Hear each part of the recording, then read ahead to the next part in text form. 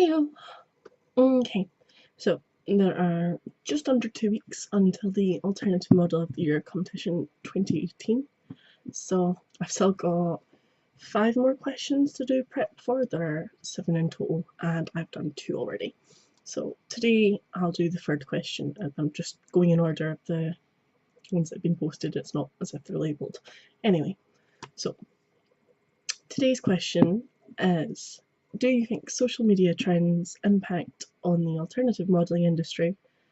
If so, what are they? And what do you think has changed in the last 7 years since AMOTY, Alternative Model of the Year, was founded? So again, it's kind of a 2-part question, 3-part almost.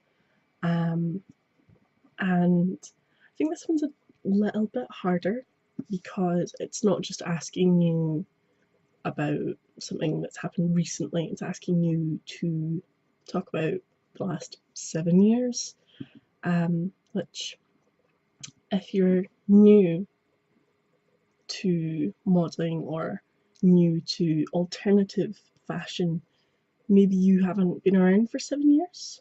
I've only been modelling for 2 years, and as much as I've always been drawn towards alternative fashion, it's not always been something I've been able to get into and really learn about and be up to date on. So let's just dive into the question and we'll go from there. So the first part is, do you think social media trends impact on the alternative modelling industry? And I would say yes, because social media trends in general impact fashion, so it wouldn't make sense if it didn't impact alternative fashion. And especially over the last couple of years, social media has really exploded as a way for people to get noticed, get themselves out there, have an online presence and say, hey, look, this is me, this is what I'm doing, this is the style I like, have you seen this style? Like, without social media, it's a lot harder for people to explore and discover new trends. So I think that it has definitely had an impact on trends within the alternative modelling industry. So I also asked if we think it does make an impact, what sort of trends are there?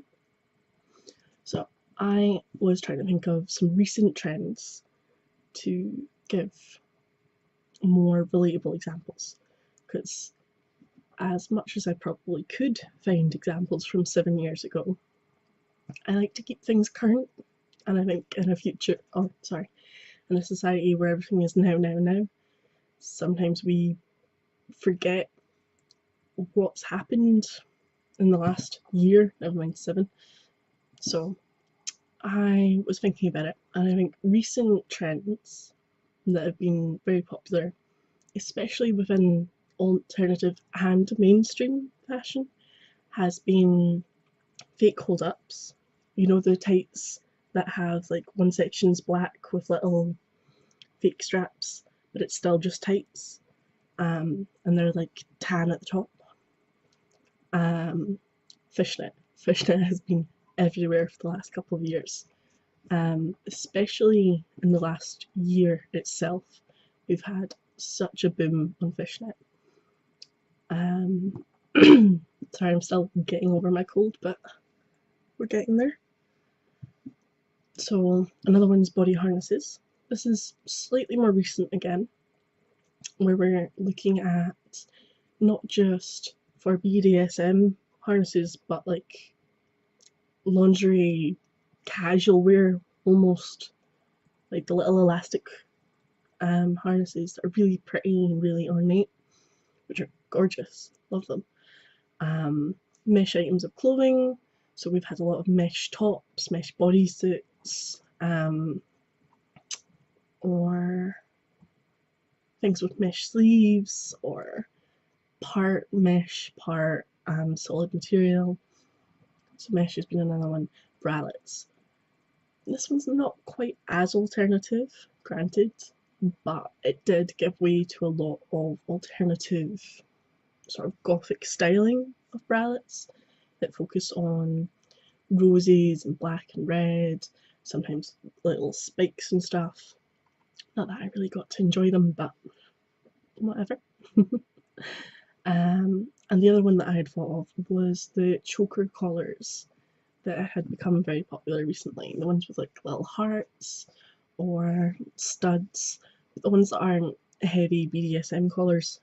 So it's more casual, more day wear. And pretty much all of this has been super popular in alternative fashion as well as mainstream fashion, which I think is quite cool.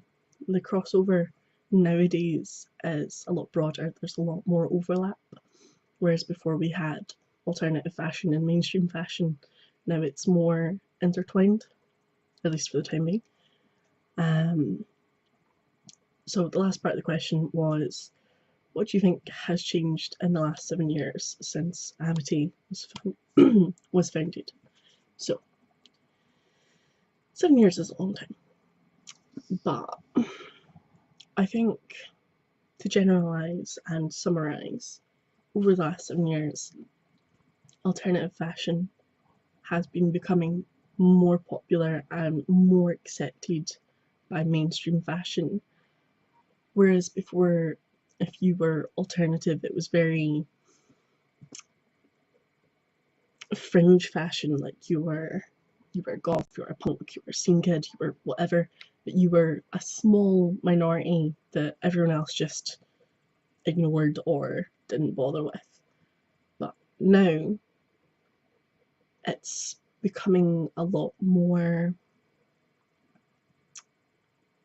accepted by mainstream fashion, I guess. Nowadays, everyone's like, oh, I want a goth girlfriend, when really what they want is a girl wearing black with black eyeliner, which doesn't necessarily make them goth, it just means they're wearing black with black eyeliner. But again, that's a tangent. So nowadays, alternative fashion such as having piercings, having tattoos, having coloured hair, wearing different and sometimes over the top or bold fashion is a lot more accepted, and it's a thing now. People don't bother with it as much, it's more accepted in general. Obviously, there are still awful people who are awful and for some reason decide if you dress differently then you should be treated badly, but those people are awful and we know that. So yeah, this is probably my least favourite question so far.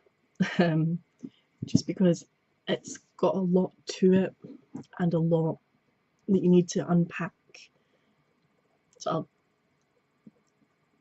But to try and answer it quickly, do you think social media trends impact the alternative modelling industry? If so, what are they and what do you think has changed in the last 7 years? Simple answer, yes, I think they impact the alternative modelling industry. I think there have been many examples such as choker collars, harnesses, fishnet, fake hold-ups, people wearing a lot more black. And I think what's changed in the last 7 years is that alternative fashion has become far more accepted in general, and in ways has been included in mainstream fashion, especially in the last couple of years. So yeah, I think that more or less sums up that question. So after this one, I still have 4 more to do. I'm going to try and get another question out by the end of the weekend, which is tomorrow. I would have been further for it, but I've just been a little under the weather and I didn't really feel up to posting videos whilst I'm coughing my guts up. It also meant that I was late in getting my Halloween photo set out. So if you are a Patreon, then you will be getting that set slowly dribbled out to you. If you're an OnlyFans subscriber, you have 2 more parts of it to look forward to. They'll be released tomorrow, and I'm gonna have to get myself sorted out and get some more shoots organised because I'm out of content. So photographers, hit me up. And if you are going to be coming to Newcastle for the competition, let me know. Give me a wee hello, hi, and I'll be sure to keep an eye out for you. I'll put a link down below for tickets. So if you haven't got a ticket yet, but you do want to come, then you can go and get a ticket. Oh, there's also going to be a cool little market where they're going to be selling alternative accessories and bits and pieces. So that's going to be really fun. I do also want to do a makeup video, which I talked about before, but I've just been feeling bleh, so I don't really want to do makeup. But I'll try and do that next week because I'm running out of time. So yeah, I think that's everything I wanted to talk about today. Hope you guys are having a super weekend. I'll talk again soon.